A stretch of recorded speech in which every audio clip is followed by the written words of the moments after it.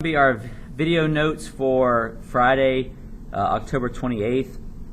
We're in Manifest Destiny Unit 5, and we're picking up with the Overland Trails. So I'm going to be picking up here with the Overland Trails under settlements on the western frontier. So after the fur traders that we had talked about previously, going out to the mountain areas and so forth, you have pioneers who go out west in larger groups, who mostly head out to places like Oregon and California. They are bypassing, no pioneers at this point in the 1830s and 40s are really settling the Great Plains because it's all open land, so it'd be a lot harder to farm. So most pioneers who are heading out west in this time frame are not going to places like the Dakotas or the Great Plains. They're going to pass the Rockies into Oregon, into California. By 1860, over 100,000 people had reached west, or reached the Oregon or California territories through various trails. There were several popular trails to take. Oregon Trail, which we've mentioned several times, was one of them. California Trail, which if you see on the map here, it's an offshoot of the Oregon Trail. The Santa Fe Trail, which runs down here towards Santa Fe. Also, these all start pretty much in either Iowa or Missouri. So they all start from over here, Iowa or Missouri. You have one that Santa Fe Trails that comes out of here. And you have the Mormon Trail, which also is kind of all shoot of the Oregon Trail. So you have the Oregon Trail that comes here, then you have the Mormon Trail that heads down to Utah, then even continues on to California. So these are the popular trails for folks to take to go out west.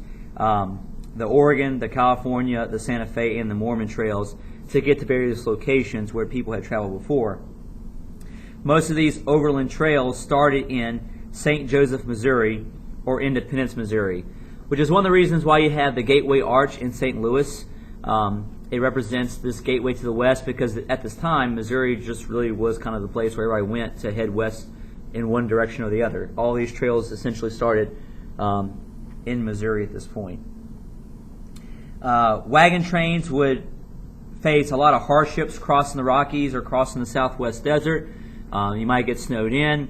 Obviously, you might run short on supplies or food. Wagon might break down. People might die from diseases or things that happen along the way. So it's a very tough task to make this trip, especially considering that everyone may not survive the trip. They had to always time their trips right to make sure they went to the mountains when it didn't snow. That's what happened to the famous Donner Party. I think it's 1860s or 70s. There was a group of people who went through the Rockies and got caught in the snow who couldn't get out. And so when some of their people started dying, they did cannibalism. Not that they killed them beforehand, but the ones who had died. Point being is that you're seeing they have to time it just right, or else the trip's going to be that much more difficult if they don't. They also had to deal, of course, with diseases, depression, isolation, Native American attacks potentially too. So all these are things that they could run into as they travel west on these overland trails. But the event that gets most people out west initially is going to be the gold rush. So the fur traders and these pioneers are small numbers compared to the numbers that come out for the gold rush. The discovery of gold in California in 1848 set off a massive migration. So this is like the big event that's going to get a lot of folks to go out west. So the first major event is going to be the gold rush in 1848 in California. Actually, gold was first found in Colorado, but the one we all know about, the gold rush we all talk about and always discuss, is the one in California that happens in 48. Basically, the following year, you're going to see tens of thousands of people begin to pour into San Francisco trying to find their way to these gold mines. And so a lot of these folks come in 1849, so you get the nickname 49ers, right? That's why the San Francisco 49ers are what they are. So there's going to be other gold, and not just gold, but other metals will also become precious too. Gold, silver, copper, tin. There'll be other gold and silver rushes and things of that nature out west besides just California. California is just one of the first and big ones. They'll also find gold and silver in Colorado, Nevada, the Black Hills of the Dakotas, Montana, all throughout those areas. So tens of thousands of people come in these first few years, and eventually hundreds of thousands of people will come out west, all to find gold in them dar hills. Mining towns would spring up, and these places would be short-lived. So you'd have somebody would discover gold in a mountainside, people all would come to this area to find gold. Well, as a result, if you have a bunch of miners there along a mountainside, you have a town pop up. And so this would be called a boom town, because all of a sudden out of nowhere these towns would just pop up and go from having maybe a few hundred people to having several, or like several thousand, or even more than 10, 20, 30,000 people all at once. And as long as there was mining, people would stay inside in these cities. They would go in. There would be saloons that would follow them. They would have libraries. They'd have hotels, general stores. And these towns would be thriving as long as the mining was thriving. If it didn't thrive and the mining dried up, the miners would leave, and if there's no miners, there's no point in those other folks staying, so they all would abandon it, which would result in a ghost town. So the gold rush does result in a lot of these pop-up towns, these boom towns. And I'm saying boom towns. But just as quickly as they pop up, they could dissolve, and the buildings would be left behind, and you would have a ghost town remaining as a result. Just to show you the impact, California's population in 1848 was about 14,000. So all of California was about 14,000 people in 1848. By 1860, 12 years later, it was 380,000 people in California, all looking for the gold and so forth. The gold rush was also not just an American affair. This is international, very much an international affair too. You do see foreigners from Europe and Asia coming here, looking for gold as well. A third of the miners out west were Chinese, so you see a lot of Chinese immigrants who traveled in this time period to come to America, because again, they face hardships and not a lot of prosperity in China, so they come here trying to make something of themselves. They come here, become miners, and are mistreated as well because of racial prejudice out west. But you do see a large presence of Asians working in mines, even working on railways and so forth out west, when they strike gold in this time period. Okay, the farming frontier, the farming in the mid-1800s. Most pioneers went west to start homesteads. So most folks who went out west before the gold rush, they're coming out here to start a farm and have a large piece of land, not to get rich quick. Congress creates what's called the Preemption Acts, and I'll spell that for you real quick. Preemption is Preemption. Preemption Acts of the 1830s and 40s. There's a few of these. Congress created the Preemption Acts in the 1830s and 40s. They gave squatters the right to settle public lands and purchase them for low prices. So basically, Congress wants people to go out west and sell the land, because the quicker the land gets settled, the quicker it becomes a state and becomes prosperous. So through the Preemption Acts, it gave these squatter rights for people to go out west to basically be on the land for a certain amount of time, and once they're on that public land, because all this land is federal-owned land, no matter who's out there, whether it's people or Native Americans or whoever, whenever they're out there, the Congress allows them to get this land for very, very cheap. That way they can get these areas out west faster settled. So the government made it very easy for offering parcels as small as 40 acres. You can get land as small as 40 acres and pay a pretty low price to get it. A family would need about $200 to $300 to make a trip, which would get you out there. So basically, at this time period, 1830s, 40s, and 50s, you're seeing very few poor people or low-income people able to make it out west as a result. Most of the folks out west had to have some money. So if you were poor, a poor immigrant or a poor factory worker or farmer, chances are you couldn't scrape together $200, $300 to go out west to start a new farm with you and your family. And that's the price that got you there. That doesn't factor in the cost of equipment and running the farm as well too. Isolation was very tough for these farmers who were starting to head out west, but some rural communities do develop.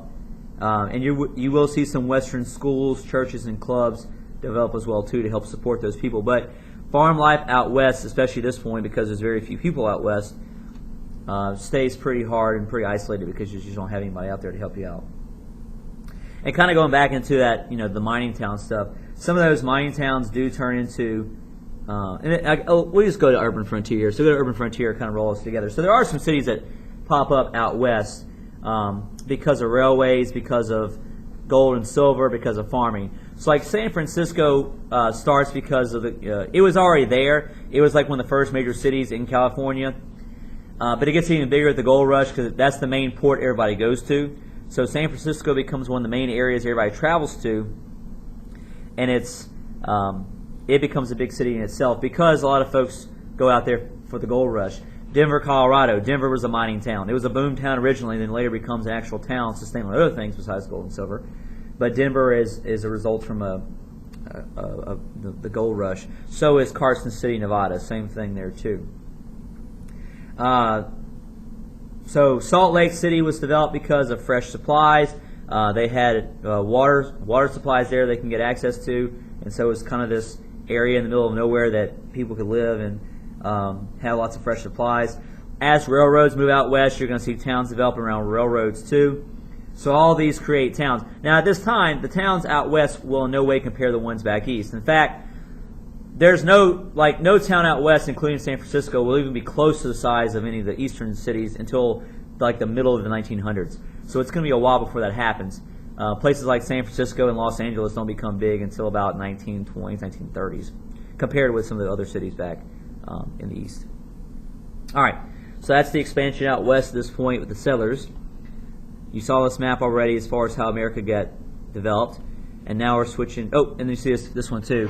Here again, you see the same Oregon Trail map. These guys going out west. You can see some pioneer families here and here. You can see some miners operating out here on the waterways and so forth. But this is different ways these people got out west back in this time period. Okay, and I'll show you these slides again when I come back. All right, so to wrap up some of the expansion discussion with Chapter 17, we're going to talk about the economy here. First looking at industrial technology. Before 1840, factory production was mostly in textiles in New England. So most of our factory production in America revolved around textiles in New England. There were some more things around the 1830s and 40s, but mostly textiles dominated. Factories will start to spread rapidly in America and beyond just New England by the late 1840s. New factories produce shoes, sewing machines, clothing, firearms, precision tools, iron products, farming equipment, anything you think of.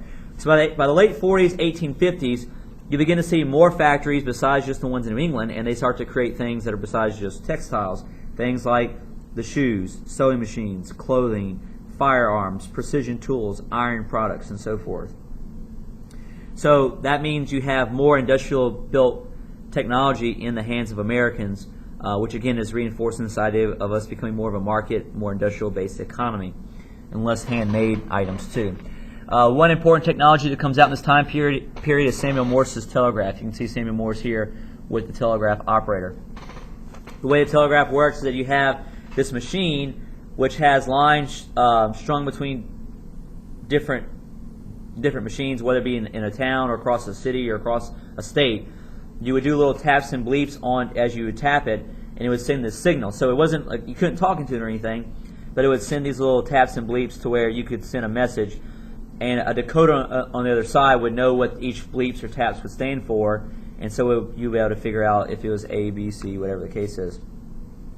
But this is revolutionary communication. Never before could you communicate with somebody across town and eventually across state in the matter of seconds. And so this is going to be especially important as we begin to industrialize more, and especially in the Civil War, because you're going to see the North has embraced technology like the telegraph, and they're going to have a much easier time communicating their strategies, their plans through telegraph than the South will. So this is a major, having rapid communication like this is a huge improvement in terms of technology at this point. And telegraphs will kind of correspond with railways. Wherever railways go, usually so does the telegraph. That way you can make communication a lot easier, and you can send messages down the line with the railway. So as railways expand, so does the telegraph too. All right, so we're going to stop at that point and take our mid-video break.